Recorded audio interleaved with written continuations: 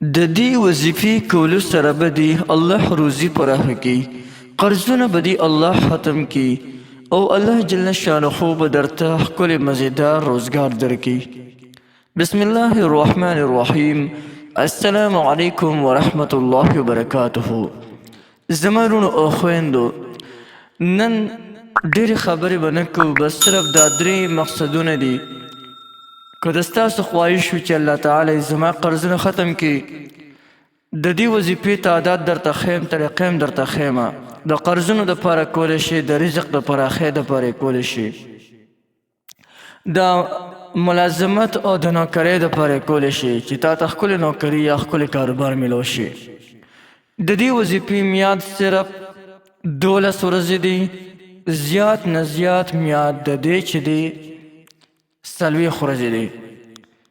یعنی که ته په صحیح په پخې عقیدې سره دا وظیفه کوې، نو په 12 ورځو کې دننه به چې تا باندې هر څومره قرض وي، الله تعالی به ستا تمام قرضونه ختم کړي، رزق به دې الله پراخه کړي، نوکري به درته رب العالمین د غیب و اسباب برابر کې در به کړي. او که چېرته یو انسان یې کوي، نو 40 ورځې دې خامخا وکړي، نو انشاءالله 40 ورځو کې به دننه دی د دې په پیدې باندې پوه شي. داسې ناشنا پیدې به سیکي چې خپله به ورته حق خیران پاتې شي. او د دې 3 پیدو نه علاوه د دې نور هم بې شمېره پیدې دي چې هغه به په خپله تاسو سیکئ چې کله ستاسو حاجتونه الله پوره کړي. راځئ زیات وخت نه خرابوو، د دې وظیفې طریقه درته ښیمه. ډېره زیات اسانه وظیفه ده، لیکن د هغې سره چې کم ملګري دا وظیفه ګوري، زمونږ دا چینل خامخا سبسکرایب کړئ ځان سره، او دا وظیفې نورو ملګرو ته لازما مخکې شیر کړئ.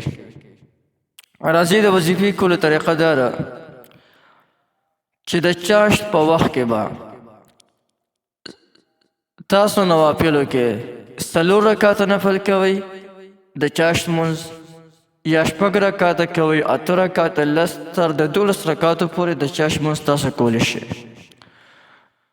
څوک ورته د ضحا لمونځ وایي، نو که د ضحا لمونځ ورته وایي، دا د 9:30 بجو نه که څوک زمونږ په پاکستان کې دا ویډیو ګوري، نو دلته کې د 9:30 بجو نه والا تر د 11:30 بجو پورې، د ورځې د 9:30 بجو نه تر د 11:30 بجو پورې د دې لمونځ ټیم دی.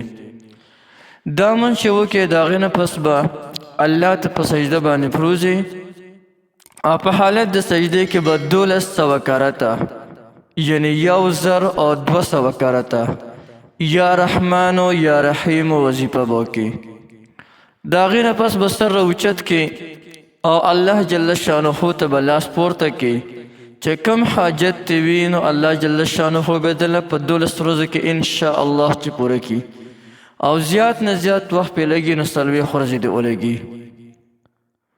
مثلا د ستا قرضونه دي، د قرض دپاره لاس پورته کوي، یا الله زما قرضونه ختم کړي، الله به د قرضونه د غیب نه ختم کړي، او په تا باندې د ستا روزي لنډه تنګه د روزې دپاره سوال وکړه، یا د ستا نوکري ملازمت نشته د هغې دپاره سوال وکړه، ان تر دې چې د هر حاجت دپاره سوال کولی شي، خو خصوصا د قرض او د رزق او د نوکرۍ دپاره ډېر زبردست او کافي اثر لري. نو یو ډېر زبردست وظیفه مې درته وښوله، او دې سره یو خبر یاد ساتئ چې کله د ستاسو کار پې باندې وشي، نو بیا روزانه د هر لمانځه نه پس 112 پیرې 112 پیرې روزانه د هر لمانځه نه پس وایي. نو چې ستاسو مخې ته کم یو رکاوټ راځي، رکاوټونه به هم د ستاسو ختمیږي، او کم ضرورت ستاسو راپېښېږي، هغه ضرورتونه به الله جل شانه تمام پوره کوي. نو په دې وظیفې کې مې درته یو بله پیدا خو هم وښوله، نو دې نه تاسو هم پیدا اخیستلی شئ، نور ملګري هم ته پیدا اخیستلی شي، او دا وظایف په خپلو کورونو کې خپلو ملګرو په وړاندې خو هم تاسو لګوئ چې هغوی خو هم د دې وظایفو نه پیدا واخلي.